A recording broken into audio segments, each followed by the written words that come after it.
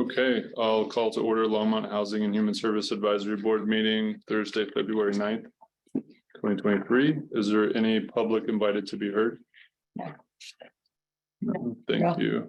Item 3, approve minutes from January 19th, regular meeting.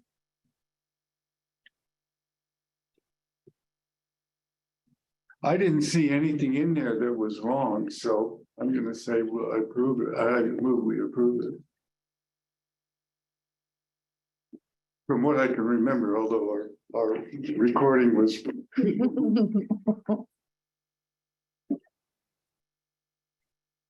So it's been moved. Can I get a second? I'll second. All in favor? So Deanna, can we, oh, there you are. There we go. Kim, there's Deanna. Okay. You call in favor. Next item is an ARPA LHA development update. I think that's Molly. Molly and Deb. Molly and Deb, okay. Good evening. I hope everyone's doing well. We wanted to provide an update on developments that really are tying to ARPA funds, but also are very heavily tied to LHA. And Harold may or may not join us. He wanted to join, and so we'll see if that happens. But I'm going to go ahead and just give the update and kind of discuss what we're seeing coming up here in 2023.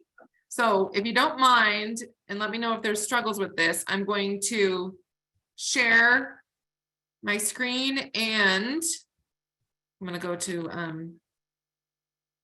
to full screen mode first and then hopefully share. Hey Molly, can you introduce yourself because we have folks that may not know who you are. Oh, I'm sorry about that. That's right. We just had new, and also actually my buzzing, because I could switch my microphone. Am I buzzing at all? No, it's Okay. totally fine. So my name is Molly O'Donnell. I'm the Housing and Community Investment Division Director for the city, and the Housing Authority is currently housed in that division. I'll also let Deb introduce herself too, since she's here with us and related to these projects. Hi, can you hear me okay? Mm-hmm. Yes. I'm Deb. Okay, good. Sorry. I'm Deb Calise. I am the Housing Investment Manager. So I work on the city side under Molly. Okay, so it's nice to meet anybody that is new here tonight. And I'm going to give this a shot and let me know if you can see my screen. It says ARPA LHA development updates. Okay. Okay, so I apologize for the crude update here. This was So hey Molly, can you, real quick. we would love Okay. Adam to introduce himself as well. oh yeah, sure. I was gonna, that would be great. Let's do that. We don't have to wait for his item. Good evening. I'm Adam Sanderson. I am the program specialist for housing and community investment. Thanks, Adam. Yeah, I'm gonna minimize this so we can see your screen better. All right, there you go, Molly. Okay. All right, so we've been very, very busy. And I wanted to give you an update on what we've been working on. There we go. Okay, so back in January 2022, City Council accepted a proposal from city staff about how to allocate the ARPA funding that we received. So we received over 12 million and City Council agreed to have about 8.75 of that go towards affordable housing with a $3 million match from the Affordable Housing Fund. So a total investment of over 11 million planned. So I wanted to go over our accomplishments and what we are working on and coming up.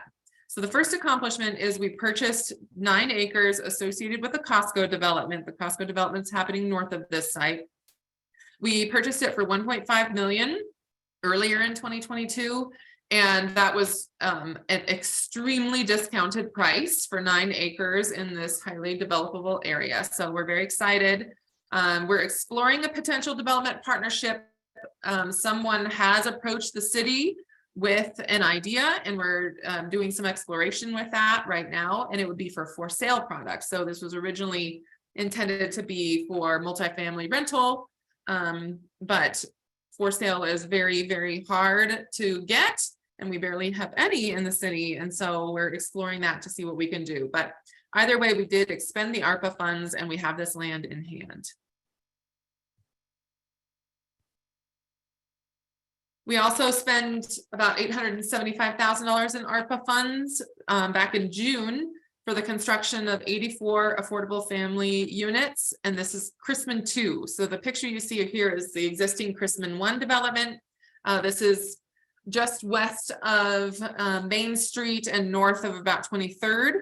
And the Chrisman 2 phase basically replicates this model and takes advantage of the parcel just to the north of this to make one contiguous neighborhood. And so it'll go all the way up to Highway 66. We also provided a $175,000 loan of ARPA funds to cover public improvement securities. So LHA partnering with the city has really resulted in us understanding really what it looks like to go through our own entitlement process from the applicant side. And public improvement securities is something that's really built in to the city code and our processes going through that. However, for an affordable housing project that is funded with low-income housing tax credits, that really doesn't make any sense, because the point of public improvement securities is to for the city to be able to complete the public improvements if the developer abandons the project or goes bankrupt, etc. But once a project has been awarded tax credits, which it wouldn't construct until that was awarded, that risk is really virtually nothing. And so that really doesn't make sense. So we loaned ARPA funds in to pay for that under the expectation that it would be loaned back as soon as those public improvements are completed here within the next 6 months. And on the side, the city is looking at ways to modify that public improvement securities process to make development easier, not only for affordable developments, but most developments. So that was really an eye-opening experience and something that we learned as a city. And so that money will get turned back into recycled through and awarded to a new project once it comes back. The Housing Authority is a co-developer on this project, and it took a significant amount of other city investment, CDBG, affordable housing funds, and our private activity bonds from 2021. Next up is Zinnia. So Zinnia is our permanent supportive housing project that you may have heard it be called Bluebird, and then before that Sunset Heights. It's now Zinnia, and we're going to try and make the entire Sunset campus related to flowers that are important, have good symbolic importance for Colorado. We plan to bring in $350,000 of ARPA fund in 2023 here in the next couple months. That's going to help to construct the 55 units of permanent supportive housing. These are going to be for individuals that are using the HSBC coordinated entry system to be housed. We've completed the land transfer just a few days ago. So the developer now owns the land. The finance and tax credit closing is happening in May, and this was successful in getting 9% tax credits.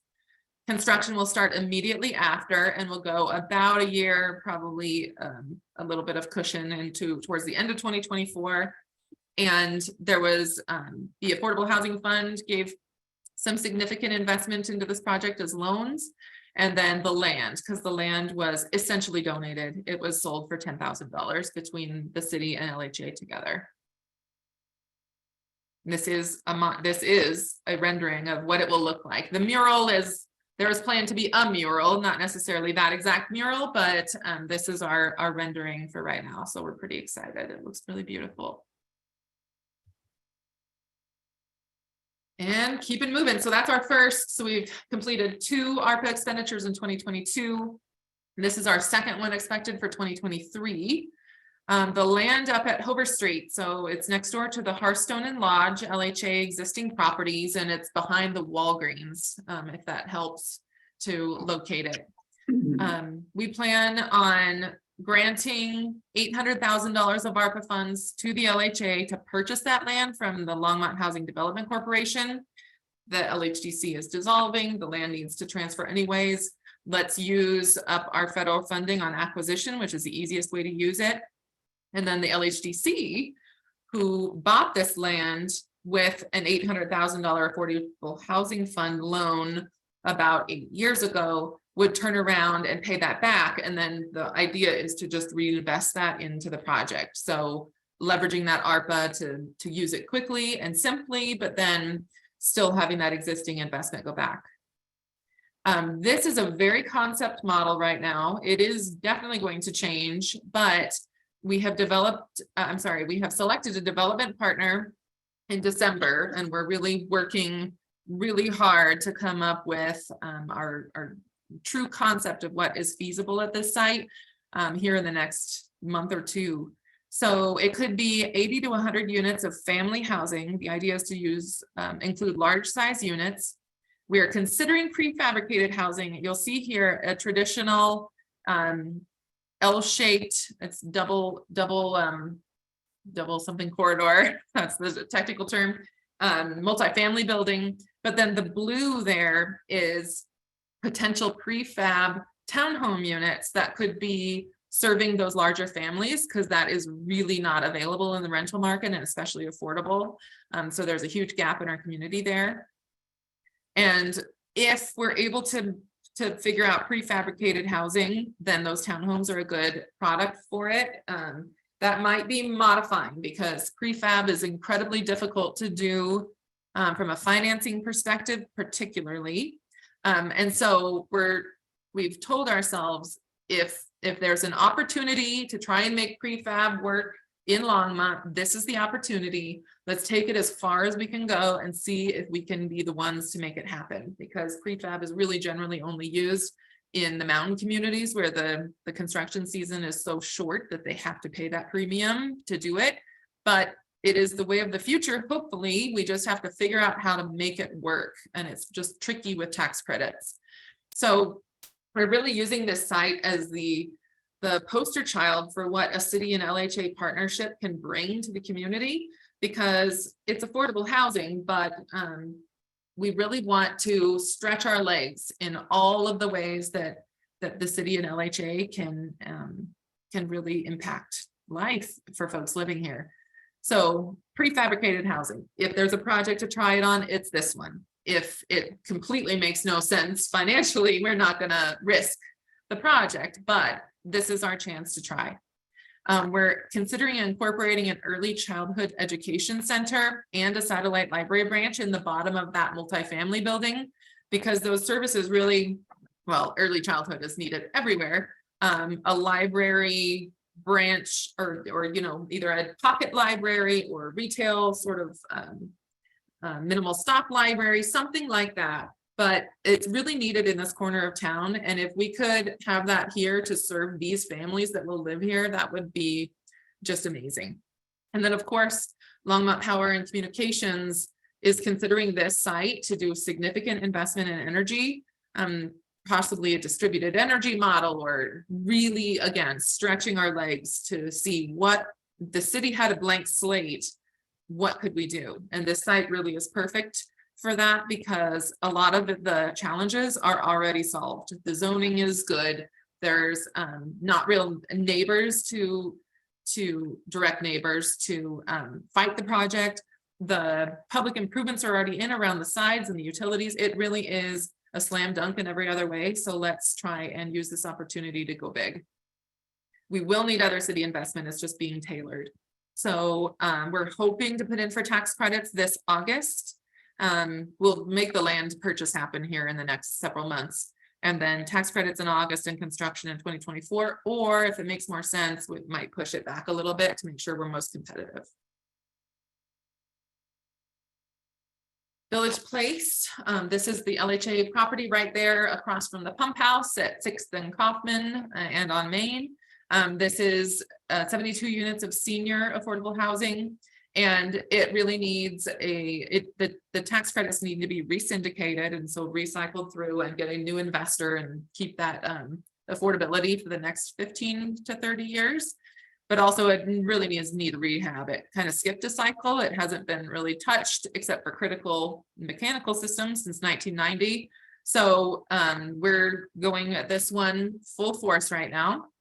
The architect is In the middle of work, we're going to be doing community engagement to show some preliminary plans here at the end of this month. And we just selected a construction contractor, the same one that did the spoke next door. So we're having some affinities there, and they really know the site and the residents, and it's really great. We're going to be making a big move by purchasing the interest from the existing investor this month. So that means basically buying out the land and then going to research new, well, we already have a new investor selected for the eventual financial closing that will happen at the end of this year. And then construction will happen for about 12 months, starting in January 2024. So the city, these projects really are reliant on city private activity bonds. They can't be done without it. So they received all of 2022's, and our private activity bond application is out right now, and Village Place intends to apply for the full amount for 2023 because it really can't happen without it. And then they'll most likely apply for other city funding when we put out a funding cycle in the springtime. The former Royal Mobile Home Park. So this land, obviously the mobile home park was washed away completely in the flood, and the city did a lot of relocation work with those residents to get them rehoused. The city bought it with stormwater funds in order to complete the resilient St. Vrain improvements. And now there's a remnant left that is developable. And so the idea is to purchase this from the stormwater fund for a future affordable transit-oriented development. Here we'd like to go density, go as high as we can. It's possibly steel construction to get pretty high. Within obviously Longmont zoning restrictions, but transit-oriented because it's really going to be walking distance to the new transit station that's going to be down there. And we plan to purchase that this year from the fund just to hold it and land bank it basically for 2.6 million in ARPA funds, and then we'll work on the development as we clear up some capacity and get these other projects through. The City Council did dedicate about $1.7 million of ARPA funds to an affordable assisted living project, which is a huge need in our community. We've been doing concept planning throughout this last year, really just trying to figure out what does that look like and how does the housing authority participate without being a medical provider. And we've been really doing all that research. And then we did have a developer that has done this in other states approach the city, and they're looking for land opportunities right now to see if they can come to us with a proposal. And the National Development Council, the city has a contract with them for consulting services, and they are also they're like the resource for affordable assisted living in the country. So we really have a leg up on this, but again, it's a really big undertaking. So we're just taking it kind of a step at a time, timing it out well, but we need land first. Finally, on the ARPA side, an unhoused project, an undetermined unhoused project was proposed with a $1.5 million commitment. We've actually, because we're going to match with affordable housing funds, we moved that off of ARPA and into fully the affordable housing fund just to have that timing flexibility, because whatever ends up happening here is a pretty significant project. And there's still conversations happening with what type of unhoused project should this be. So that's still committed to funding wise, but we just added flexibility by pushing it to the matching source only. But we did get 2 wins in the unhoused category in this last year. So there's several sources of ARPA funding. The ones we've talked about are all the ones that came direct to the city. There's a HUD's home program also had an ARP arm, which is hard to say. And so we had the In-Between and Boulder Shelter for the Homeless submit applications for home ARP funding, and with Longmont, the city supporting them and representing them through that competitive process.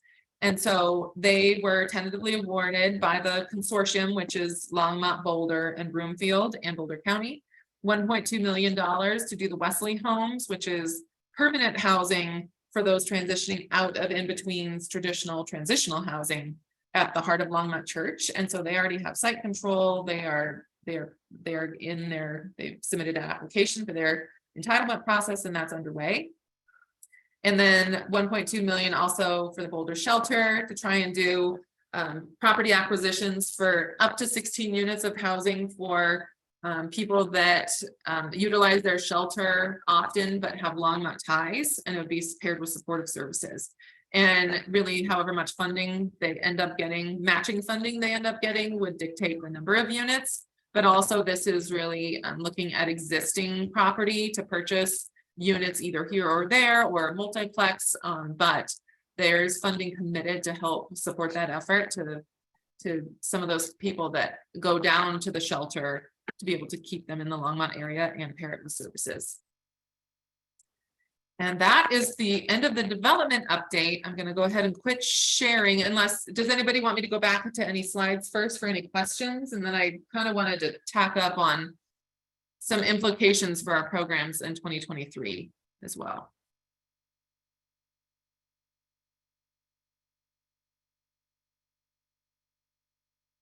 Okay, I'm going to stop Sounds like sharing. no questions from the board.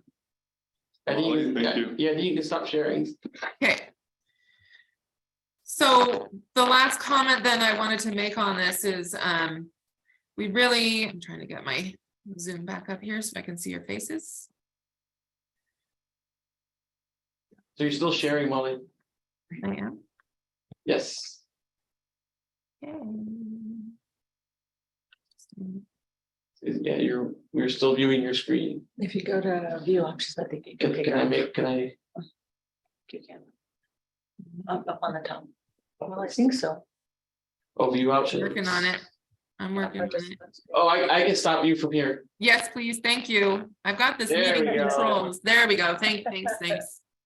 So the last comment I wanted to make is that,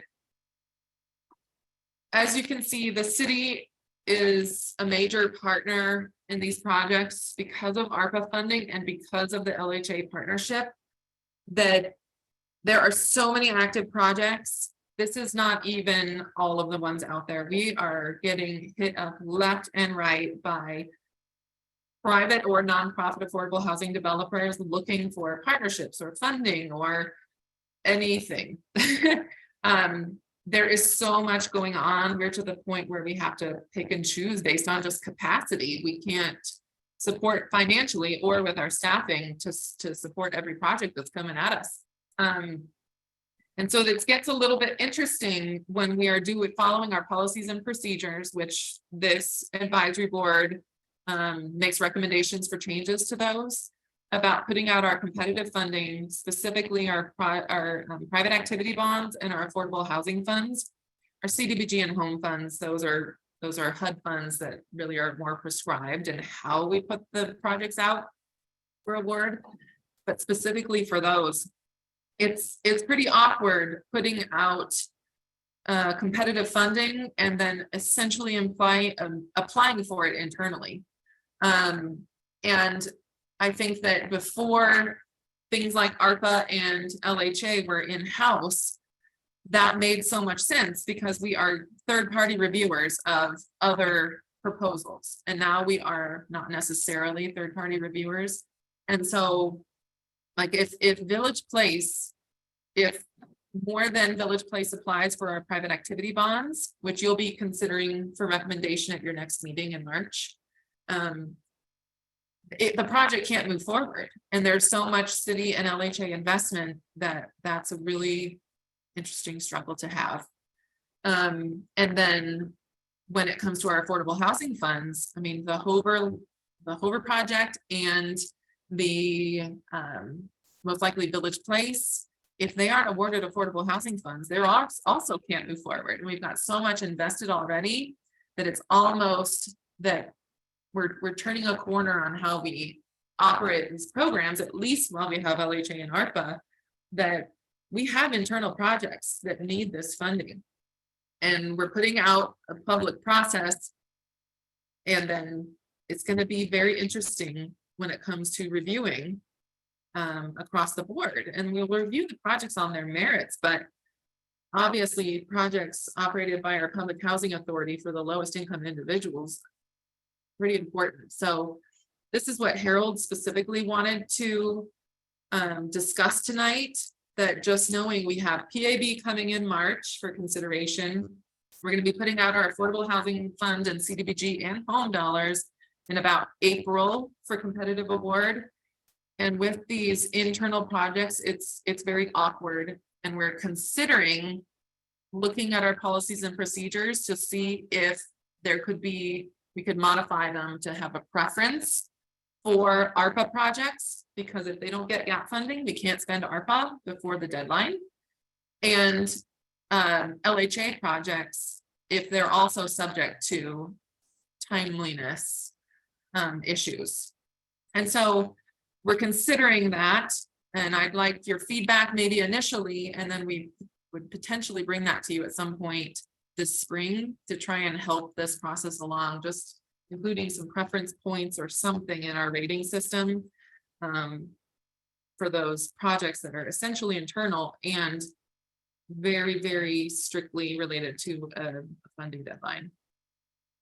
So that's what I just wanted to kind of plug today. We will talk about that later unless anybody has initial comments right off the bat. So but that was I have a really what we question, wanted to Molly. do tonight. So with the timing of, I guess when I said, things are going out in April, and you're, is the expectation that this board will be reviewing these? What's the timing for that? May or June. Okay, good. Mhm. The reason I asked is like, I mean, where are you gonna, come October, November, this board's gonna be reviewing. Right. Yeah, So- no, we're Just planning don't wanna on, overload them. yeah, that would be ahead of our action plan that we have to take to council in the month of June towards the end. of it. Okay, all right. So so the work is spread out then throughout the year, that's fine. Mhm. And we may be getting more board members. There's always a mid-year recruitment. Okay, So that may also help spread the work out a bit. Any reaction to kind of this dynamic that Molly kind of set out and just about programs, about ratings. I think it's a good discussion to start talking about now. And what we might need to consider as far as policies and procedures on our end. I was thinking that he has a very full plate Right. to deal with, and talking about adding more to the plate. And does it get overwhelming? I mean, at some point, it would seem to be overwhelming. That it might help to back up a little bit. it's a lot. The model that we've taken on is that we find development partners so that we're really the liaison of Village Place. That's an completely internal project. We are managing that ourselves because it's not a development partner there. But for the other ones, we really try and take that partner role. So they're doing the heavy lift and we are really liaison and funding source primarily. And then eventually taking over these properties with LHA. But we're trying to adopt a model that reduces that, but it's pretty intense. It will be until ARPA's over. So Molly, if I could sort of restate the problem to make sure I understand it, and maybe the board as well. Longmont has internal projects they're working on that they essentially have to go out and compete with other proposals for projects, and then Longmont is simultaneously judging which projects get awarded the money. And so there's a conflict of interest, A, and then B, the projects Longmont find as important or at risk in light of these outside funding requests. Yeah, and I really want to stress, we support all affordable housing in our community, whether it's developed by us or not. But there is an inherent awkwardness to putting out a competitive process and then judging a project that is officially an LHA project and submitted by LHA, but it's in-house. So it's just awkward. Kim, did you have your hand up? Yeah, I did. Thanks for kind of synthesizing it, because I was wondering the same thing if I understood the problem. And it really seems like there definitely needs to be two processes. Because if the projects that are being funded by LHA are not approved, it's such a waste of your time and resources. It's so counterproductive that it's not a responsible way to review these projects. And so I don't know the flexibility of the system, but it really seems like those projects need to initially be approved and reviewed by separate standards before deciding what you're reviewing beyond these partnership projects. Seeing how much funding we have, that's my thought, is see how much funding we have, set aside a portion, and then release the remainder for competitive. That's what, Right. that would be more fair, and And I think that fiscally just makes more responsible. sense in our current organization, which, Right. And 3 years ago was totally different. And the fiscal responsibility piece too, because time and money is going to these projects. And if they're not coming to fruition, then that's a poor use of city resources. It's not a good stewardship of city resources. Yeah. Billy Berto? Well, I was thinking, Molly, and I think we made this decision a couple of years ago based on some realities, but I'm just wondering, is it time to think about a TRG again? So I recall that some of the struggles that Kathy had with the TRG was getting real technical input on some of Right. these. And Right. one reason the LHDC is dissolving is because people they just don't want to participate, and I couldn't recruit any new board members. So we might have a recruitment issue. Okay. But Well, I mean, I just brought it up because that's one way to potentially solve the conflict of interest. Because it's basically, the TRG kind of serves as an independent review of stuff that they would bring recommendations to this board, and the board would make the final recommendation. But the board had a representative on the TRG, but it was kind of independent of this board. So, but to your point, it was challenging for Kathy to keep that going. right. And it wouldn't necessarily address the risk question for these projects that the city is investing in. But how about at the next meeting, in the March meeting, I put together some red lines to the policy and procedure to show what this could look like. I think that's a good idea, and I think just being really transparent with the community, if that's the direction that we go, being really transparent that that's the changes that we're going to make if we decide to go that way, so that it's not a surprise, just kind of midstream, or that like we just don't spring it on people, right? That there's plenty of advance notice with our nonprofit agencies that could be applying for this. And if I may, I think one of the reason can't be merely that it's a Longmont project. Like, it has to, in my view, it has to be a merit-based issue, the nature and the value of the project itself. So it's not like, hey, community, Longmont gets to fund its projects first, sort of irrespective of the value. And so maybe come up with criteria by which to decide what other projects that Longmont focuses on.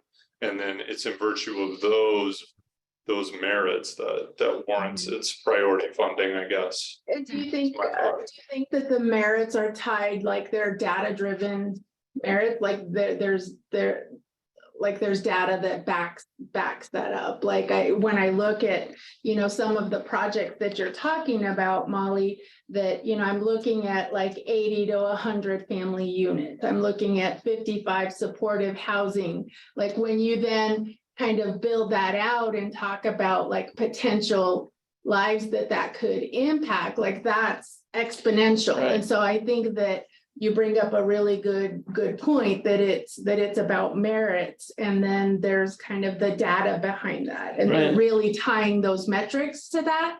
I think it's a big piece of that, and kind of telling that story. And I think it's also about outcomes too, Molly. Yes. Like who is doing, I mean, there's not a lot of permanent, in between doing, I think it's not a big project at the Church of Christ. Right. It's a comparative analysis. Right, yeah, I really. mean, we're bringing in 55 units of permanent supportive housing, that's huge. Right, right, We do have evaluation criteria already.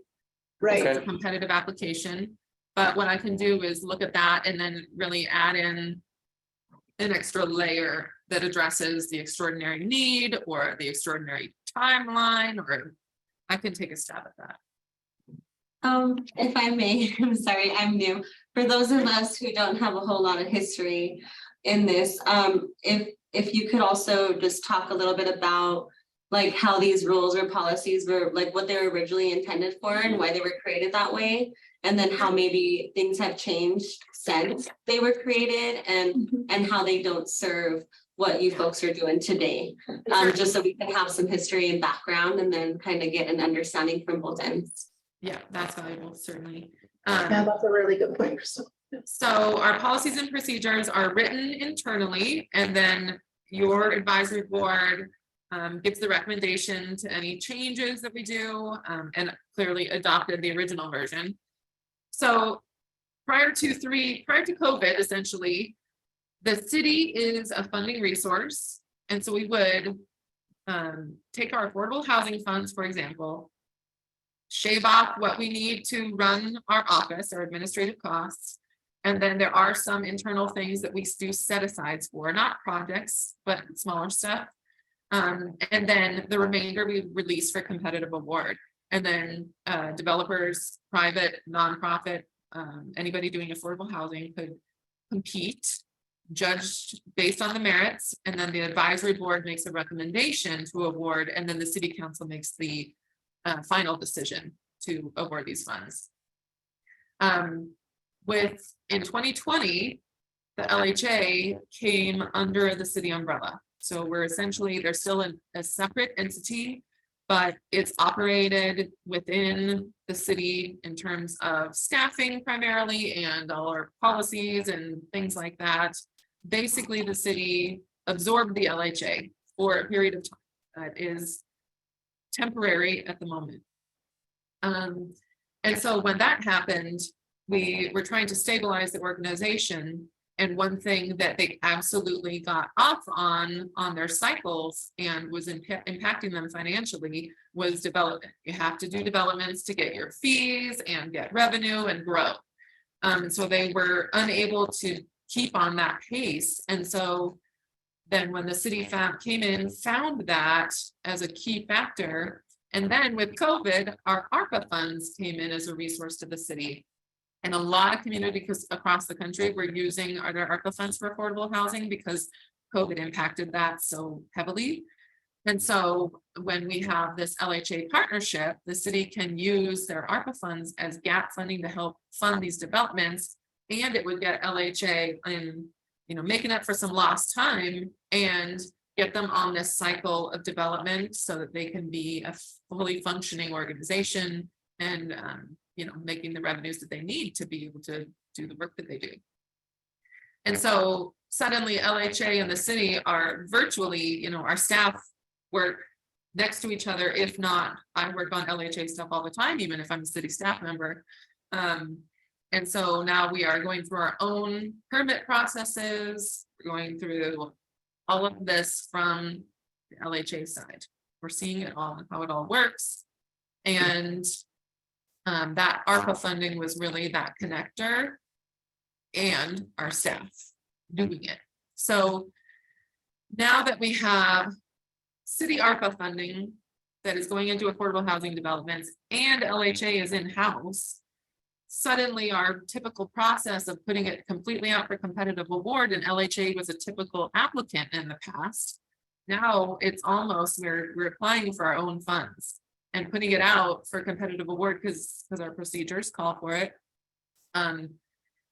It creates this awkwardness here where we're applying for our own money essentially. So that's kind of the history, why the way we used to operate, which was completely as a funder to outside agencies.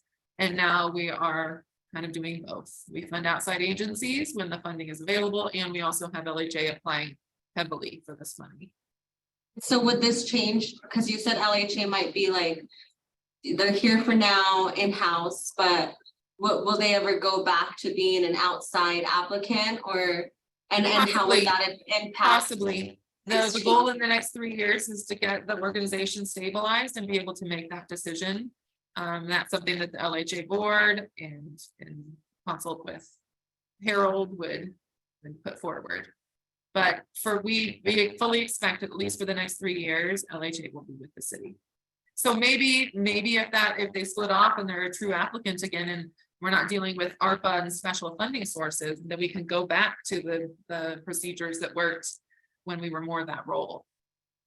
But for the next couple of years with ARPA, it's just, it is what it is.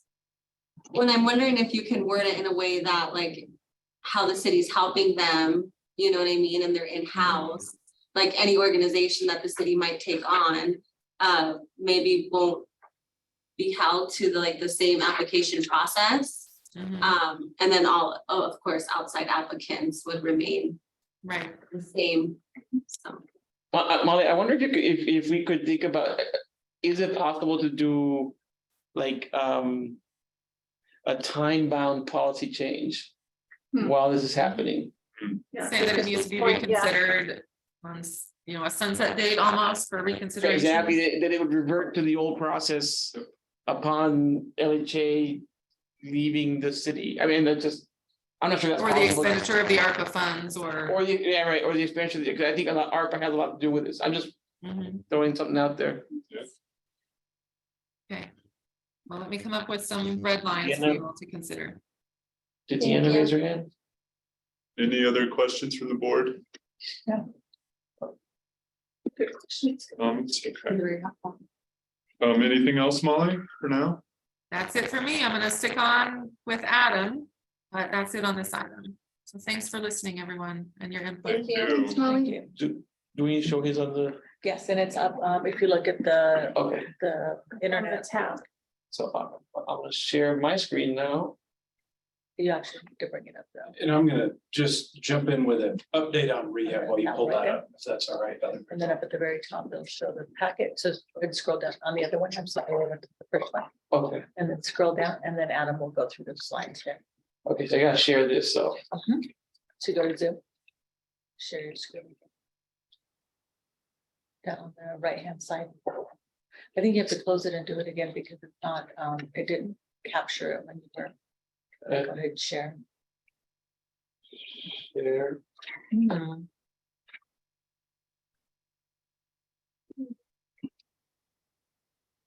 It's not bringing up the screen. Yeah.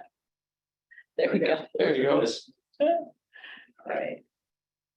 Again, everybody, my name is Adam Sanderson. I'm a program specialist and I work in and around our CDBG program and I also administer our rehab program as well as the City of Longmont. And just a quick update on rehab before I get into this. This presentation is some ideas that I've come up with since starting to run our rehab program about 9 months ago. And prior to running our rehab program, I ran a rehab program in the city of Roanoke, Virginia, for about 3 years. So I think our program does a lot of things really well, even better than the program that I used to run. I think, we used to do a couple of things really well, and I think this is kind of a nice mix in here. And just a reminder, with the rehab program, early 2020 to early 2022, our rehab program really slowed down because of COVID. And I know you all know that because of the reduced funding in 2020 and 2021 that was allocated to rehab. And I came in May of 2022, and right out of the gates, I started with our annual action plan. So I couldn't jump right into the rehab program, but after about 8 weeks, we kind of relaunched our program from kind of just it was a little stagnant because of COVID, and we really wanted to get it relaunched. And I think we did get it relaunched this year. We had some applicants that were kind of lingering around from 2021 and early 2022 that we were able to complete. And we completed a total of 17 rehab projects in 2022. And of that, 13 were mobile homes and 4 were stick-built or single-family homes. I may use that interchangeably. And as far as the city of Boulder, we completed another 6 projects to close out all of the funding that they had allocated to us. And we're in the works of getting some more funding from them. The reason that I point that out is if we include the City of Boulder rehab, which we administer the exact same way as our rehab program, the ratio of mobile home to stick-built homes is 17-4. And if we take into account the stick-built homes that were used, that we administered emergency grants on, and it was grants and not a loan, then that number goes 17-2. So you can see how heavy we are on mobile home projects compared to stick-built homes. And looking in years past, our percentage of mobile homes is between 80 and 85% of all of our projects that we complete. And when I wanted to really dig in and figure out why that was, it's not because we don't have stick-built homes in Longmont that need rehab. I promise that's not the reason. It's because we offer rehab in the form of grant up to $10,000 to mobile homes, and to stick-built homes, everything except an emergency repair or an accessibility improvement is in the form of a loan, which is either deferred or a repayment loan, and which accounts for a lien against their home. So much different than the setup for mobile homes. And do you want to control? Sure. Bill?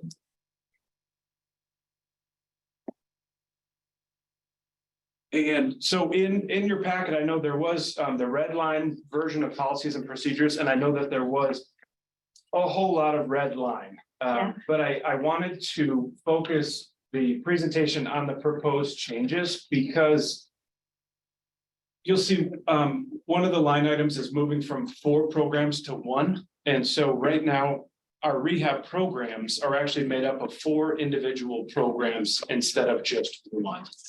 So although there is a whole lot of red line, I did want to break it down and just kind of hone in on the proposed changes and make it a little bit easier to go through.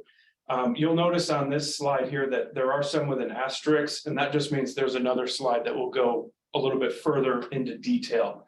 So I will start on the top ones that don't have another slide associated. And so what we would like to do is create a grant option for stick-built homes up to $10,000. And that's the exact equivalent that we currently offer to mobile homes, both administering our program here in Longmont, and of course, the mirror image of our program that we administer in Boulder. Another thing that I would like to do is take out cosmetic improvements from the program. I would really just like to focus on the health, safety, accessibility, and efficiency of our households. And in looking at our application, it's 17 pages in length, so it is a lengthy application. There are a lot of things in there that are needed because we do use federal funds, so that kind of lengthens it. But another thing that we do ask all of our applicants for is their tax returns, and we ask for 2 years of tax returns for each applicant. And 3 years if they're self-employed. And when looking at HUD's guidelines for calculating household income, there's either 24 CFR Part 5, which kind of takes a look at a projection of the next 12 months of the household's income, or there's the 1040 calculations, which use prior year's tax returns, but they're very different. And right now, in our application, we're asking people for the information to be able to do both. So what I'd like to do is just keep the tax returns on there for anybody who's self-employed, because even following 24 CFR Part 5, you still do need their tax returns. as well as a profit and loss statement projection for the next 12 months. So keep it on there for self-employed, but remove it for anybody who is not self-employed and either is working or on a fixed income. And moving right along, I also have all of these bullet points as the last slide, so I will move on from this. So just know that we'll look at all these again and just get another snapshot towards the end. But as far as moving from 4 programs to 1, this is the current setup of our programs, and you can see it's hard to follow. When I get applications in, we have the 4 different programs listed at the top, and people can check off which program they're applying for. I've found that most people either check every single one because they don't know, or they leave it blank. And then I kind of got looking at the programs, and I could understand why. Because unless you live, if you live in a mobile home, you know you're going to want to check mobile home, but then also people would check architectural barrier removal and general rehab because they weren't sure what that was, and also emergency grant, and really say all they needed was a new hot water heater, but they just didn't know what to click on, or excuse me, what to check off. And so this is the layout of kind of a proposed new layout. So everything will fall under just rehab. So it's not going to be split out. But what we will do is we will still track any architectural barrier removals and or accessibility improvements. That's kind of one and the same. We will still track emergency repairs, and then we will still, of course, track mobile homes and stick-built homes. But the one big change here is that I do have included in there, including grant funds available to stick-built homes here at Longmont. You'll also notice one other big change is forgivable loans for stick-built homes, and that would be triggered at the $10,001 mark.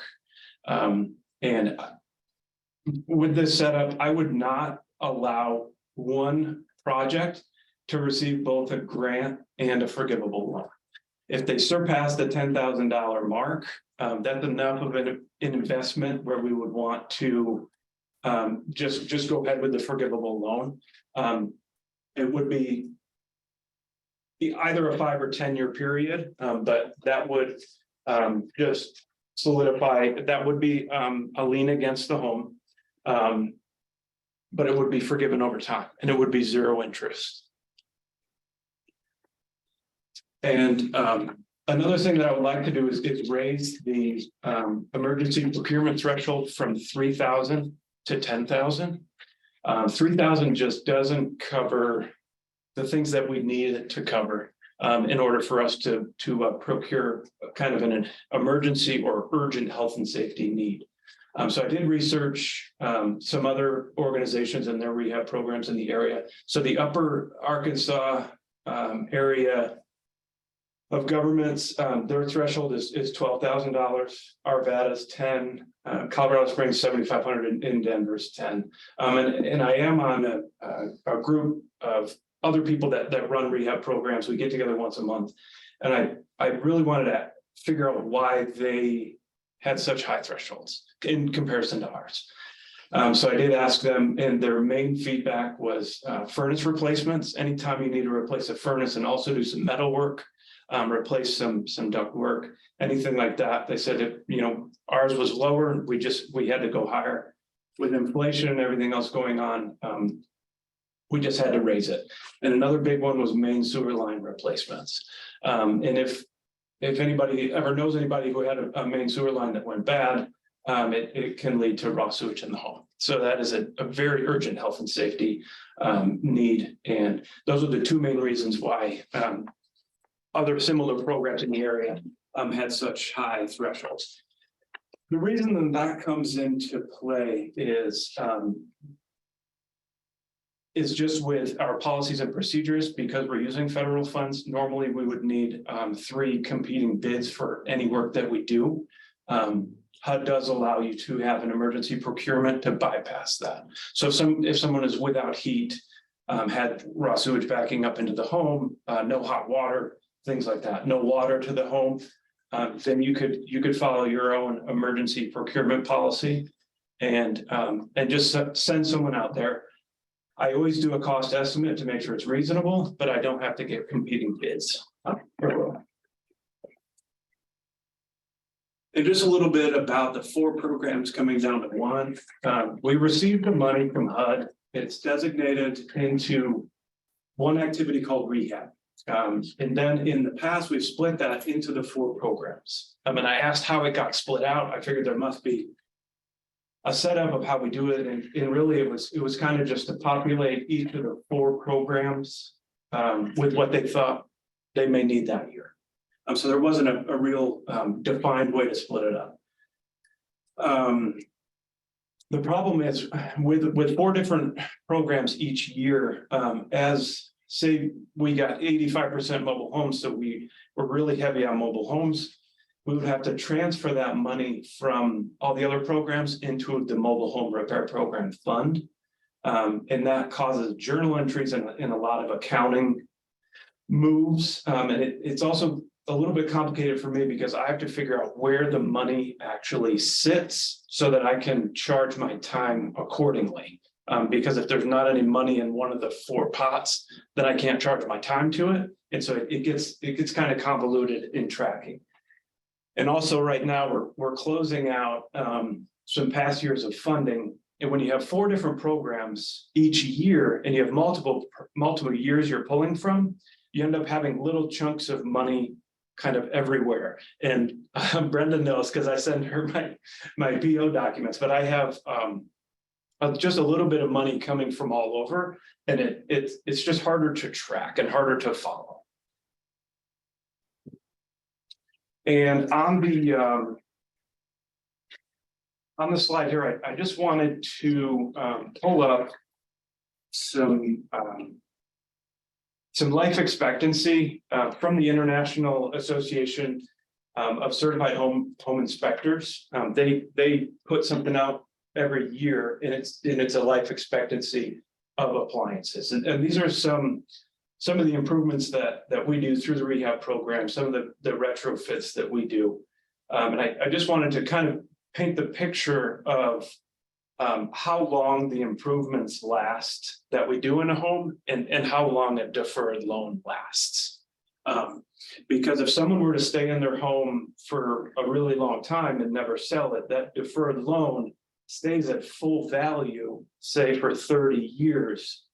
And if we did a water heater and a swamp cooler and the furnace, every one of those would have been replaced in that time, some of them maybe 2 or 3 times. So they're paying back the full value of something that only lasted them a short amount of time. Relative short amount of time, excuse me. Just want to talk a little bit about a forgivable loan outside of affordable housing. It's not really something you'd hear of, so I just wanted to touch on it. It's often used both for down payment assistance and for rehab loans. So for instance, if we were to put a 10-year forgivable loan on a property, it would be forgiven in 10 equal parts over that 10 years. If we were to improve a home and that person were to say, move to assisted living and the family decided to sell the home after 5 years, we would get paid back half of that investment after that 5 years. And I think that's really important to remember with a forgivable loan, we're improving the home, but what we're really doing through the rehab program is improving the lives of our low and moderate income homeowners while they're living in that home. And with the forgivable loan, we would do an annual verification of occupancy, just like we do with a repayment or a deferred loan. And just some touching points on both of these here. So with the grant and the forgivable loan, if we go with a grant and a forgivable loan, the rehab program does not become another payment or forever lien against that home for our low and moderate income homeowners who we're trying to help through the rehab program. And if we were to offer these to these homeowners, they would be less reluctant to reach out for the help that they need and also to go through with the program for the help that they need. I have not tracked the number of people who were turned away when I told them that our stick built, our general rehab program is a deferred loan. But especially for seniors that I've talked to, they just had zero interest. Some of them said this house will fall down around me before I put a lien against my home that will last forever. And if I could turn back time, I would start to track that. I didn't realize that many people would be turned away or would turn themselves away after hearing. And then with a deferred and low interest loan, one positive is we do get program income, but that is at the expense of our low and moderate income homeowners. And all money is repaid at some point. They either make payments or it's paid in full when the home sells. But as far as deferred and low interest loans, there are people that offer those. They're called CDFIs or community development financial institutions, and they specialize in loaning money to people who could not otherwise receive a loan. So that it is kind of very different from a rehab program. And the actual community investment can be questioned. And I say that because it has been questioned to me by people who were wanting to apply. And they didn't realize that there wasn't a grant option for stick-built homes. It was only for mobile homes. And they really grilled me on why that was. And I didn't have an answer for them. Because we do offer it to mobile homes and then stick-built, it's just not an option. And then I touched on the usable lifespan of our improvements. And the last bullet point there is are we willing to foreclose and send people to debt collections? Because right now with a deferred loan and a repayment loan, if someone, according to the policy and procedure, if someone gets behind on payments, then their percentage, their loan percentage jumps from 3% to 12%. That's 12% interest on their loan. And it does say that we will send them to debt collections in our policies. And I want to just bring that up and bring it to light that we do have that in there. Another piece that I'd like to talk about as far as investing in our low and moderate income homeowners is we do support the Boulder County personal finance programs each year with our CDBG funds.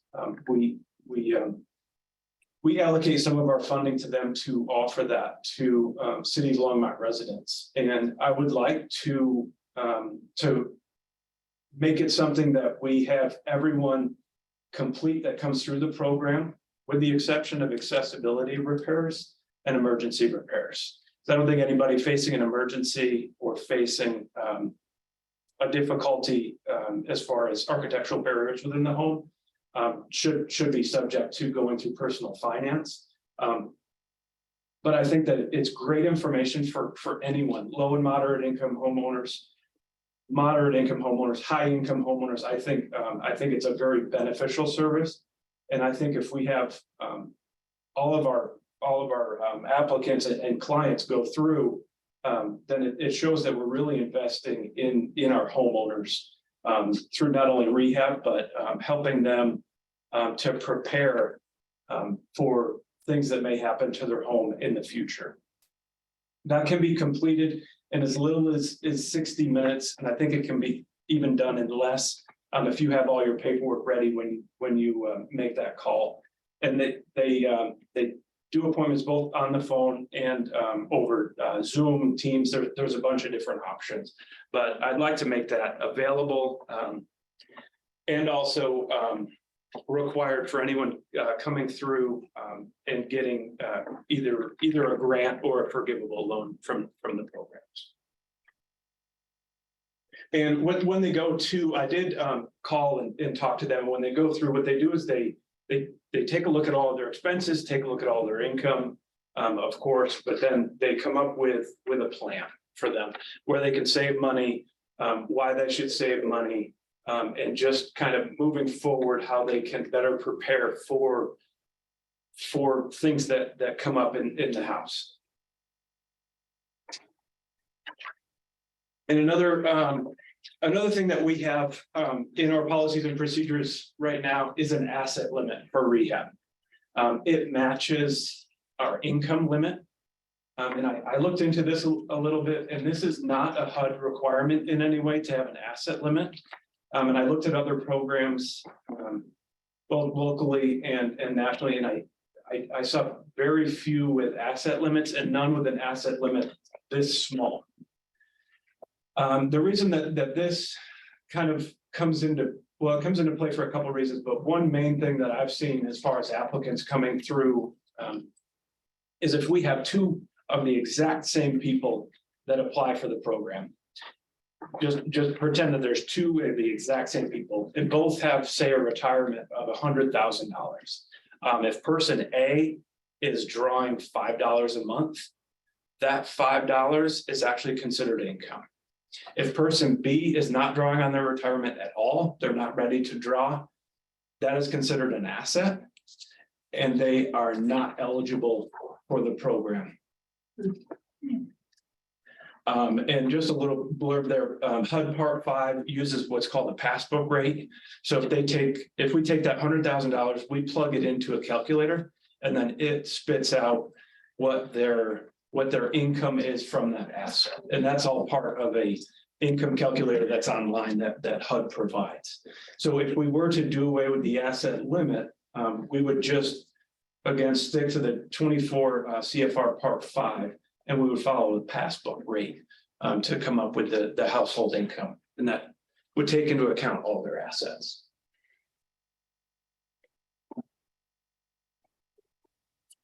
And this is just a duplication of that first slide. Any questions, answers, thoughts, discussion?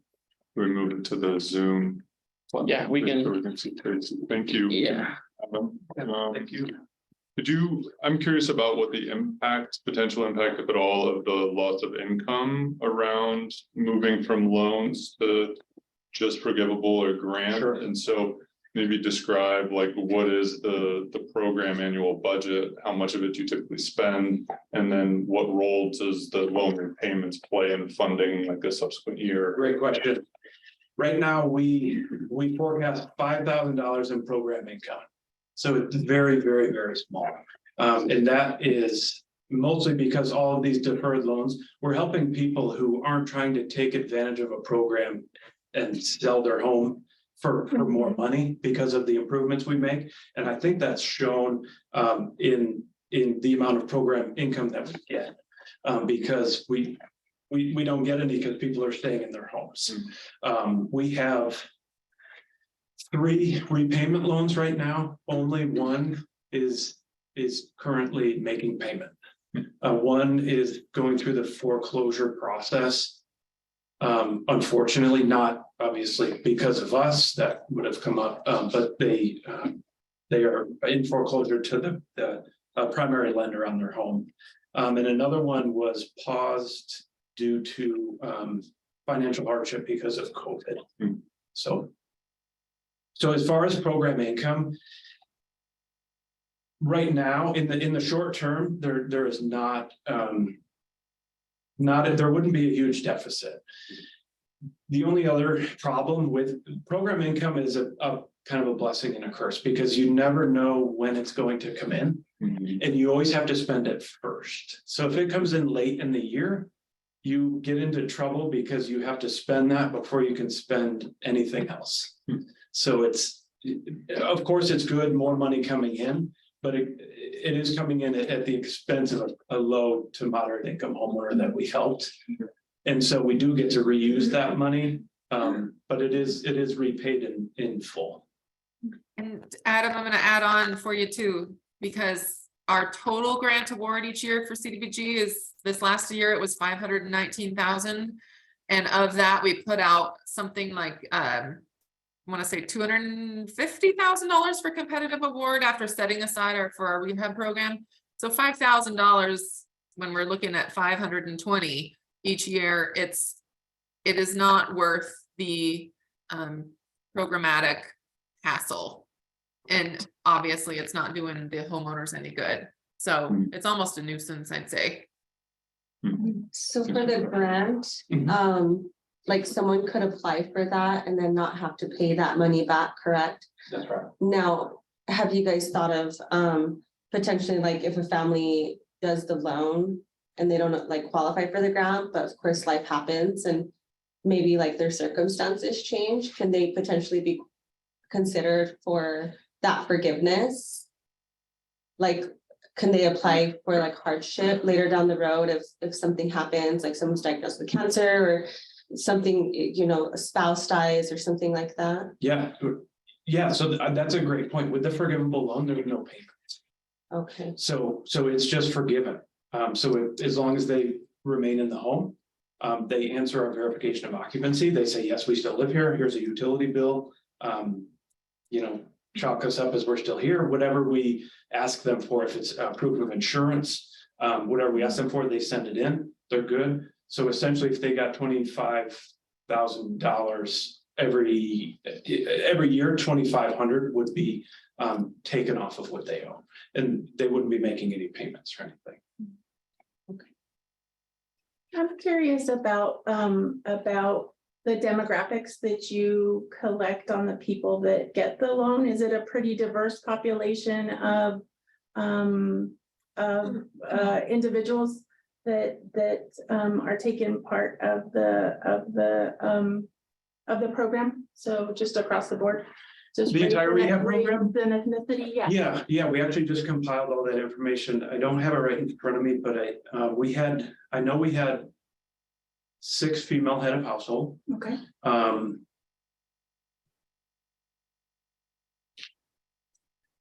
looking it up, Adam. Okay. I'm just wondering if it's It is.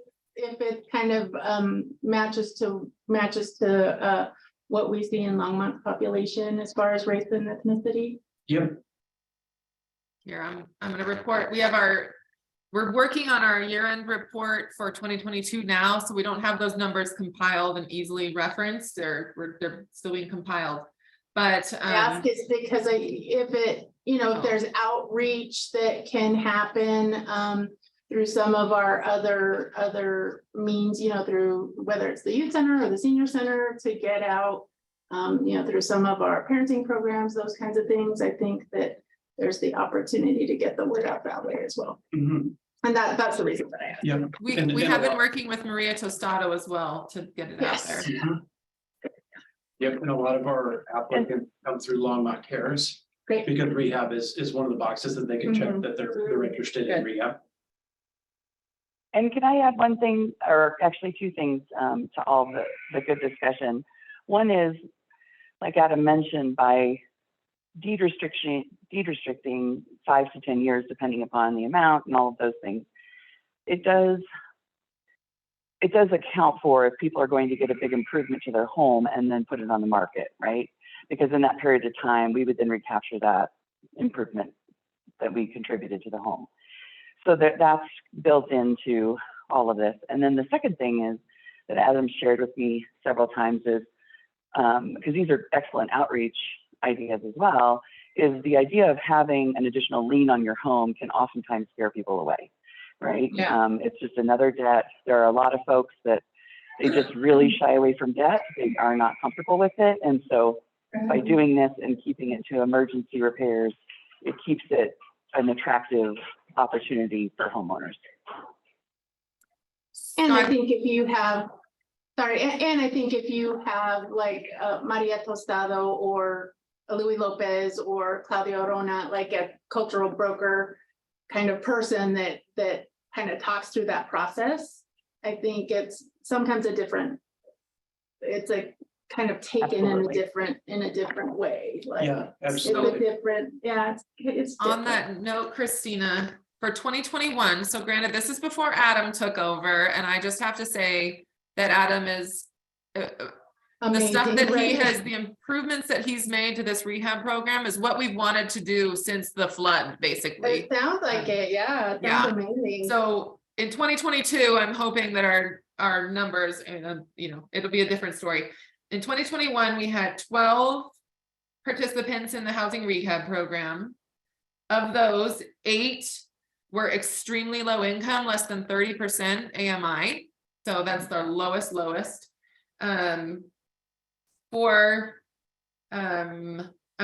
There's one that reported as Latino, Hispanic, and one reported as other races than white, and then everyone else reported as white.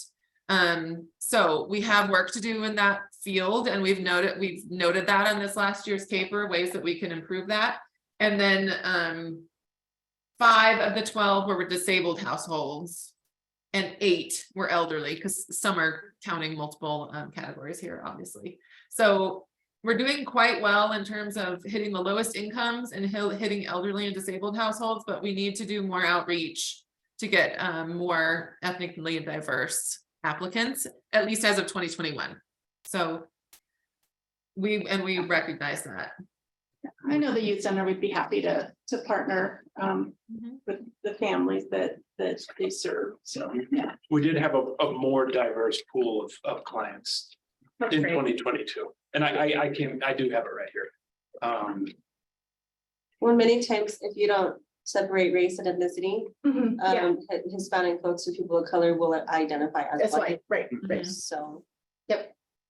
And don't worry about pulling that up. Okay. Yeah, you're good. I had a question. Sure. So you said you wanted to do away with like the home improvements, like the cosmetic ones? Yeah. What were examples of some cosmetic assistance that you folks would provide? Like what would that look like? Interior painting, people are just sick of the color of their kitchen.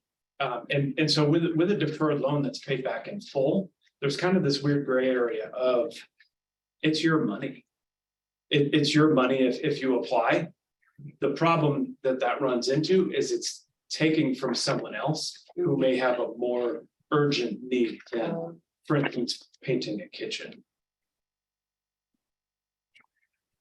And so I guess another thing like that I would just see come up with that is like if someone has an HOA and they're supposed to like paint their house as a part of that agreement, would they potentially qualify for that, since that's like, because HOA, if you don't abide, then that could potentially be a problem for a Yeah, homeowner. so I would make them bring me a letter that says the HOA is not responsible for that, and it is the homeowner's responsibility. And then I would also need a letter, if they have homeowners insurance, a letter from their insurance that their insurance is not gonna cover. So there's like exceptions that could happen. Yeah. Okay, Yeah, so that could be completed, but I just want to make sure that it's not anybody else's responsibility before we do it. of course. Thank you. Yeah. One more question. Sure. This wasn't a part of the changes that you made, but I read it in the packet. So the funding doesn't provide assistance to folks who are not citizens. Is that, There did I is, read that wrong? no, that is correct. Through HUD, through the federal money that we receive, we do have to send out what's called a Section 214. And so they do have to provide proof of legal presence in the United States. And so this funding for this program, do you only get funding from HUD that provides like that causes this program to function, or are there other sources that the city gets that they can potentially put aside for these undocumented families? That's a great thought, but right now it's 100% CDBG funding through HUD. But that's very interesting to think about. Is there any other money that could help someone who is otherwise excluded? Just like, yeah, for the families that don't qualify, maybe it's a lower amount and it's a different pool of money, so that it's equitable across the board. It's a great thought. Any other board questions, comments? Looks like a lot of great improvements, moving a lot of obstacles. Thank you. Thank you. So I think we would like a recommendation to implement the revised policy as well. So this board needs to either make a motion or not make a motion to recommend to council that these policies be edited. It doesn't need to go to council, but we definitely get the advisory board's blessing on any of our policies and procedures. So the motion, Molly, is to accept the proposed changes to the positive. That's noted, right? As noted, is that what you're asking for? Okay. Yes. I move we accept proposed changes. Second that. All in favor, please raise your hand. It's unanimous. Any opposed? Looks unanimous. Thank you very much. This is exciting. It'll help Yes. Adam just keep getting to do the work and get some barriers out of his way. So we really appreciate it. Agreed. And help our low income residents, homeowners as well. So Adam, are you gonna send the board once all these changes, are you gonna send them an updated version of your? I will, there is a clean version. I will just go through that again and make sure that we've reflected everything in there correctly. And I will provide. Cool.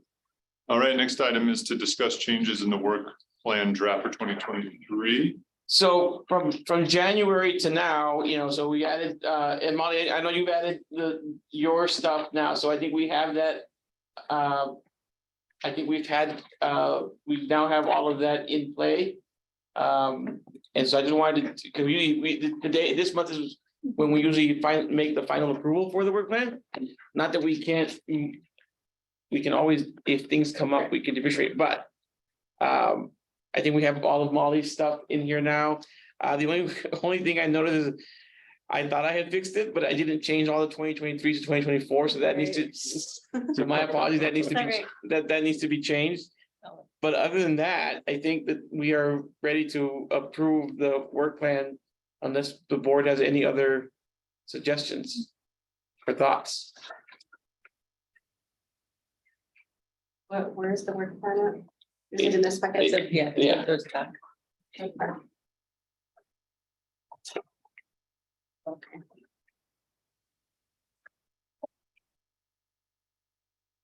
Need a motion or? Yeah. Okay. So I'll entertain a motion to accept the work plan. I move we accept the work plan. A second. All in favor? Any opposed? Did we lose Deanna? Yeah. No, we lost, yeah, hold on, we got it. There she. There she is. We lost Deanna.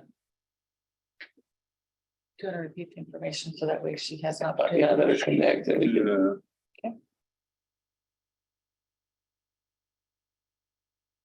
Deanna, can you hear us? Yeah, I'm sorry about that. I had to run to get my mom's prescriptions. She's got RSV. Anyway, Oh, sorry to hear that. So just really quickly, there's a motion on the table. It's been seconded to approve the work plan for this year.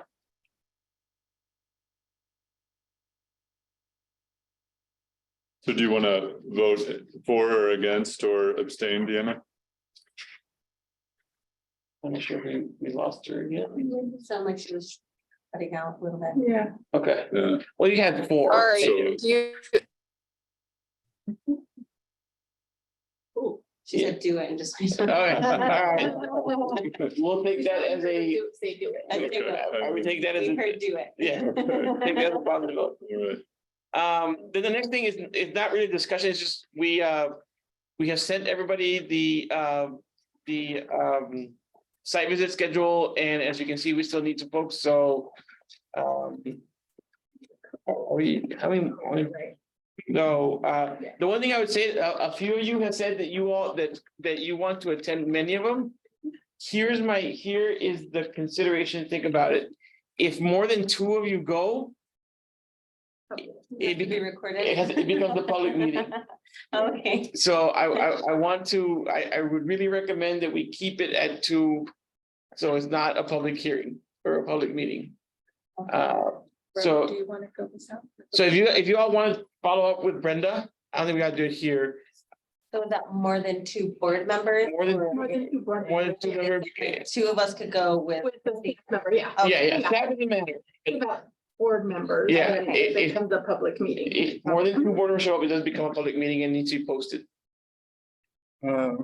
I thought I was scheduled to do one of these site visits in February. And I think we had to change that because we ran out of time in February. Oh, is that it? I was Yeah. just, We I wanna- hadn't heard anything Right, and I, yeah, I think partly we want to give the agencies time to get the. I just need to know so I can clear the day. Sure, yeah, Other things so I can, be there. yeah, that's fine. I just want to make sure that people understand that we probably shouldn't do more than two because then we have to post it. So, And I can update with site visit dates, try and get that done within the next week. So that way we have specific dates from all the People can agencies. clear their schedule. yeah, And then you can make your choice as to which ones. And Graham, I do have you on there and Deanna and You can Crystal. put me on the bridge to Bridge to justice justice. too. okay, that's fine. So if you all want to connect with Brenda this week, sometimes she'll send something out, then How that. many of these do you want us to commit ourselves to? 4, 5, 2? What? I think we said that there's 14 of them. And there's 7 board members, so if everybody does 2, Okay. then we should have all the coverage that we need. And I will volunteer to be a backup. Okay, Okay, that's a good. yeah. So just wanted to make sure that I let you know, we can't have more than 2 of you at one place, because it just makes it hard, because then we have to do a public notice for your site visit. So. And I think that's all I had for this evening. Okay, I did check in with Caitlin, and we are gonna be meeting with her and her husband to look at. The human, so and Christina and I have a meeting scheduled for next week as well. So for the March, it's gonna get busy, but if we have time in March, we will bring back the human services funding. But I know that HCI is gonna have stuff as well, so. Yeah, okay, great, thanks, Alberto. Any other announcements, other business before we adjourn? Okay, You can do it and I'll second it. I'll- To. what was adjourn. adjourned. I second it. all in favor, I wasn't paying attention. All right, all right, we're adjourned. thank you all. I'll go ahead and stop the recording. I did want to show you, there was a little